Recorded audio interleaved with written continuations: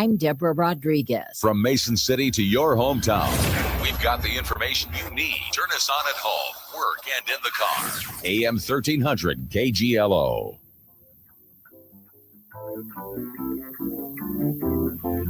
Your hometown news station is AM 1300 KGLO, streaming live online at KGLOAM.com. And, well, if it's spring, one of the things that we think about here in Mason City is the Rotary Cannonball engine and the Cannonball Gardens down in East Park. And Dennis Wilson joins us for a couple of things here. We'll talk a little bit about that. And also, we need to find some volunteers, don't we? Yes, that's right. We're having a program April 11th at the library, trying to recruit volunteers. And we're inviting people to come down 9:30 to 10:30 if you're interested, and just taking a look and see what some of the duties are. Maybe talk about some of the things that people can do if they volunteer down there. Well, starting out with the engine, we're open from May through October, and on weekends from 1 to 4. And we need 2 volunteers every weekend for that, because we have one up the engine and one down in the sales depot. Right. A lot of people shy away from that engine because they say, well, I don't know anything about steam engines. You don't have to know anything about them.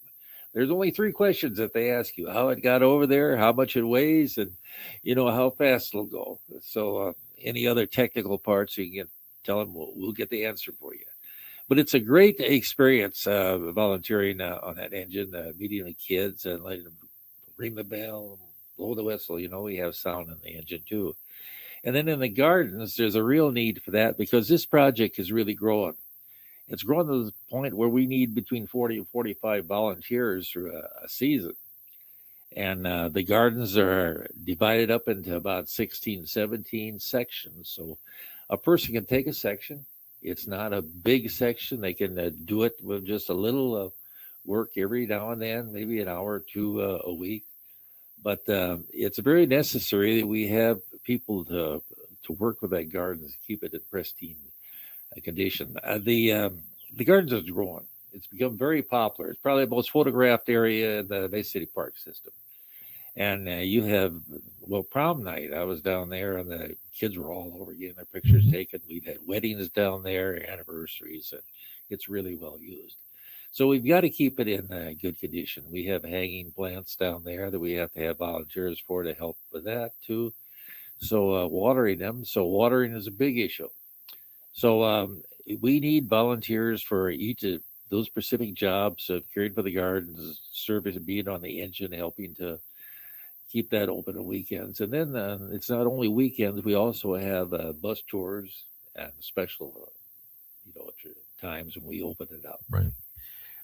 How long have the gardens been, there? Because I know that when that project was done, that was, I know everybody was really receptive about doing that, because, obviously you had the restoration of the Cannonball engine itself, but that backside was just kind of, don't want to say it was, totally unkempt, but it was, definitely that was made it a heck of a lot more attractive, like you've mentioned.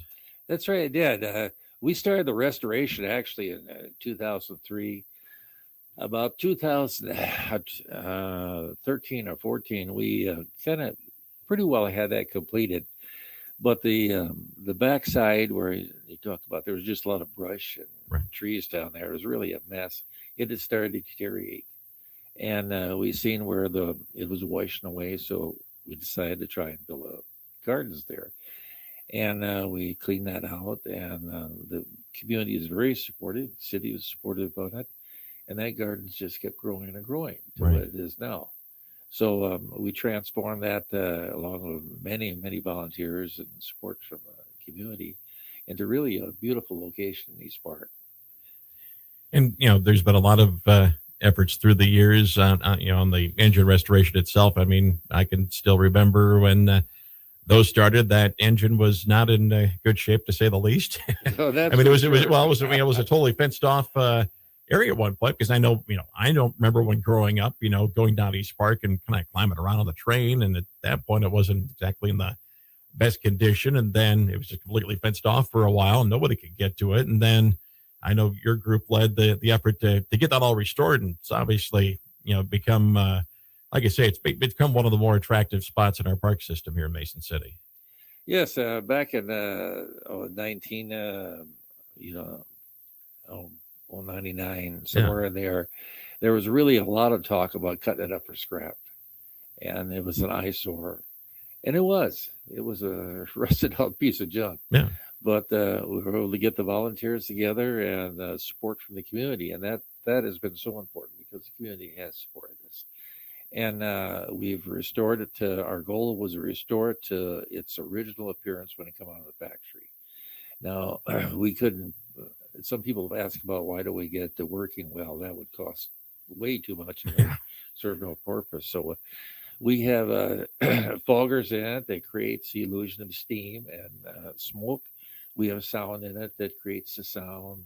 So it's what we set out to do is have it an educational and entertaining entity, and it is educational because the railroads were really a movement in this country, and it just disappeared all at once following the war and interstates and cars and planes like that. So we have history boards down there too, where it explains the history of Iowa railroads.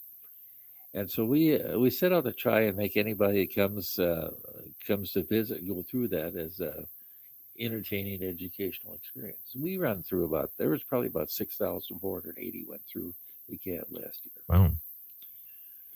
I hate to jump ahead to think about Cannonball Day, but that'll be coming up before we know it, the end of June, right? That's right. It's the last Saturday in June, and that's always been a big feature for the Cannonball. It's we started out originally to try to have a special day to bring attention to the engine and also to raise funds to help support the engine.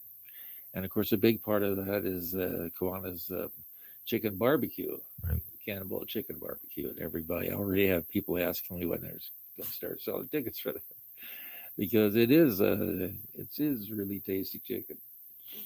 Let's give the details again about if people want to volunteer, that recruitment session, the date and the time, and where to go for that again. Okay, it's going to be Saturday, April 11th from 9:30 to 10:30 in the Mason City Room at the Public Library. And what we're going to try to do is explain a little bit about the project and the needs that we have. And if you're going to volunteer, we advertise that you can volunteer to help out and with just 4 hours for the whole season. 4 hours would be one weekend, or one of the weekends, Saturday or Sunday, or 4 hours in the garden. But that's not very much, but it's going to help keep this project going. Absolutely. Anything else you want to add before we let you go? Well, I just remember April 11th, Saturday, come on down to the library and just find out what's going on. Sounds good. We appreciate you stopping in, Dennis, and thanks for having me, Bob. We hopefully get a lot of people down there to volunteer. So, yes. All righty. Dennis Wilson with the Friends of the 457 talking about the Rotary Cannonball and the Cannonball Gardens in East Park here in your hometown news station, AM 1300 KGLO.